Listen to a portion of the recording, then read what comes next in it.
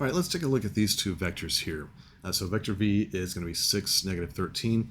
We can also rewrite this to say 6 times that unit vector I minus 13 times the unit vector j. So we're going to look at doing some problems here, some math. You work with both forms. Just want to make sure that we're comfortable with all of that. So vector w is 10I plus 8 times that unit vector j. All right, so starting with this, let's do vector addition. And if you look above, it's, again, like I said, you just add the horizontal components, you add the vertical components. So that means we want to take, let's look at it this way. So 6, negative 13 plus 10, 8. So when I combine these, 6 and 10, I'm going to combine, let's make sure we're all with me here. We're going to combine these two guys, and that gives me 16. And then I want to combine those two guys. So negative 13 and 8 is going to give me negative 5. That's all we have to do. That is it. Don't make things more complicated. Now, here's another way of looking at it though. If I were to take both of these and I were to write them in terms of their vectors, their unit vectors, so 6i minus 13j plus 10i plus 8j. Combine like terms. 6i and 10i. Negative 13j plus 8j. Let me guess. 16i and minus 5j, which is the same thing that we had above, right? Again, this should not be complicated, and it isn't. Just add. Just do what it says. All right, so keeping with the same v and w, if I say v minus w, and again, the order matters. If I said w minus v, it would be a different answer. So we've got 6, negative 13, minus 10, 8. Now we saw properties earlier that would allow me to do something with that negative, and you could really see this as a negative 1, and you can distribute that. So the v is still 6, negative 13, but now minus w becomes plus, and we distribute the negative inside here, so that's negative 10, negative 8, and then we combine the like terms. We combine the x's together, so 6 minus 10 is negative 4, negative 13 minus 8 is negative 21. All right, now let's redo this using those unit vectors. So that means I would have 6i minus 13j minus the quantity 10i plus 8j. Now my recommendation here, of course, make sure you have different colored pens. I think that's very helpful. Take this negative and you're just going to distribute that. So it becomes negative 10i minus 8j. And then we combine like terms. Again, this is not crazy. I don't think this is worthy of a formula. When all you have to do is combine like terms, at this point in the game, you just do it, right? So hopefully not a big deal. Now, if I ask for this, so again, with the symbol here, we're talking about finding the magnitude of the vector. So just make sure we remember that w was the vector 10, 8. So this formula would say you do the square root of a squared plus b squared. And from here on out, it's just a matter of, can we do basic algebra? So 10 squared is 100. 8 squared is 64. And this gives me the square root of 164. Now this does break down because 164 factors as 4 times 41.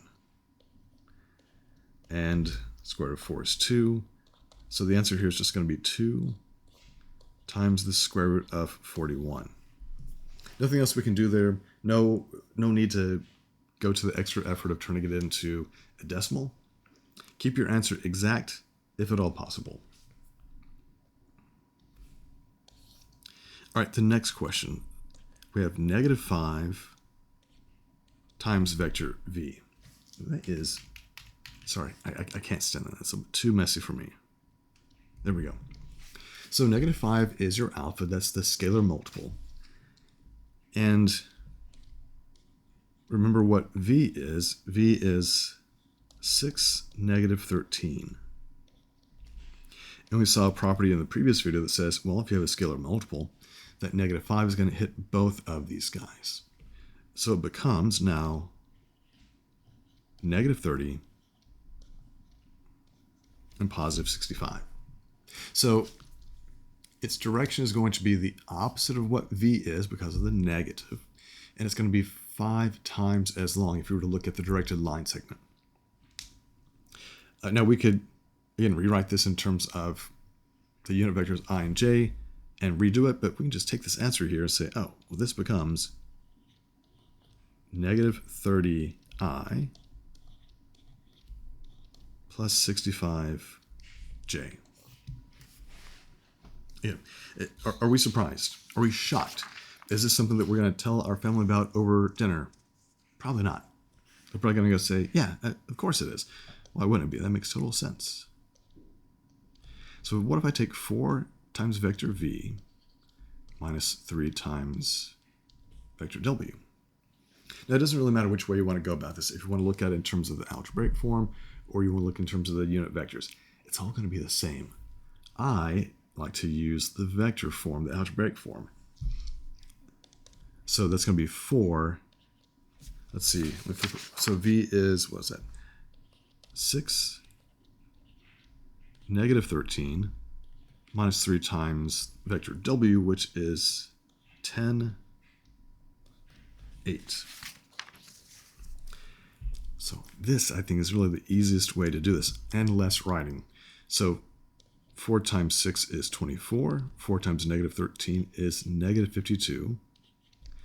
Then with a -3, so let's make this a plus and distribute that negative inside. So that becomes -30, -24. Then we combine the x components together. So 24 minus 30 is -6. Then we combine together the y components. -52, -24 is -76.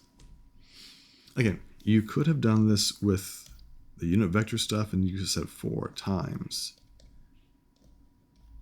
6i minus 13j minus 3 times 10i plus 8j. The way you show the work is going to be a little bit different, but the numbers are going to be the same.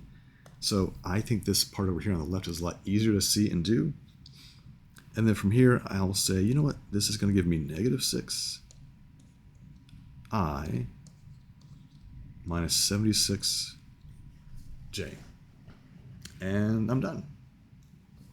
I don't have to go through the process of distributing the 4 and the -3 because I basically already did that over here. So there you go. Those answers, they're both one and the same. All right. One last little thing to talk about here is how can you write something in terms of a unit vector, right?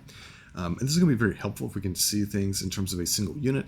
Now, we saw up above here that if you looked at vector w, its length was 2 times the square root of 41.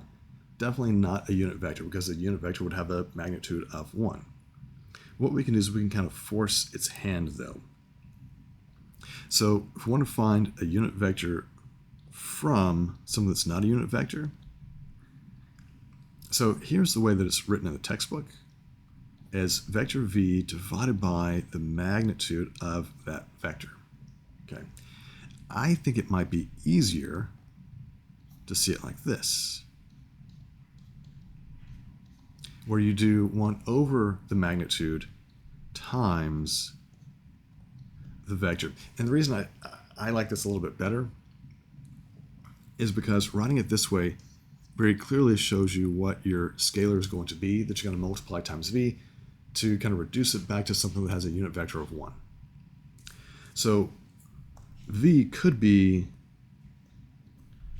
this whole length, right? But I really want it to be in terms of a unit vector u, right?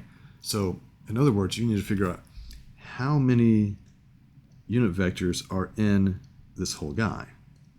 You might say, oh, I see that there are 6 of these, so I need to do,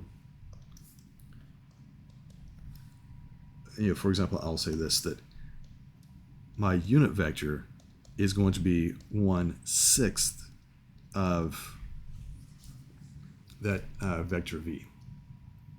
And then it helps me, in other things, kind of bringing it down to just like one single unit.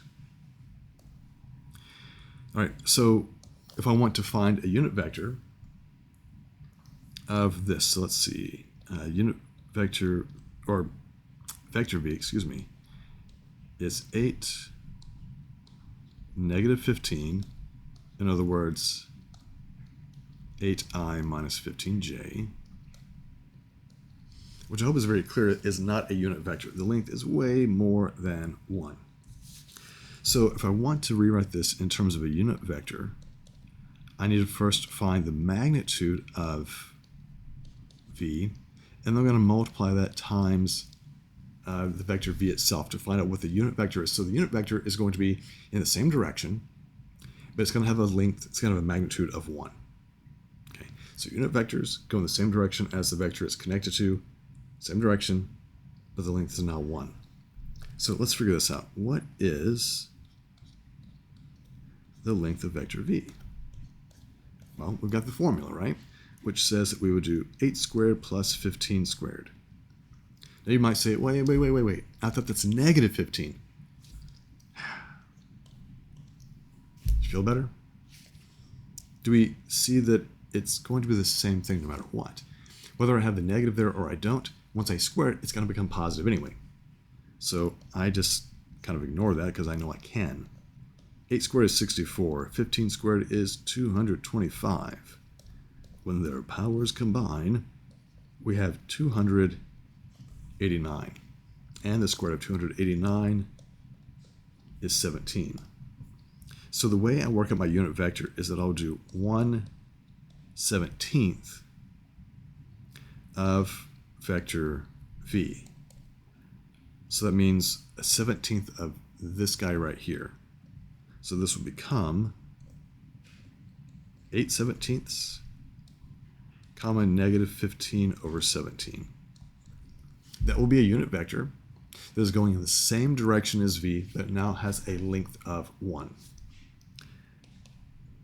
And just to make sure that we are all on the same page, we can rewrite this in terms of the unit vectors I and j, like so. All right, so no matter what the length of the vector v is, you divide the original vector by that length, and you now have a vector here that has a length of 1.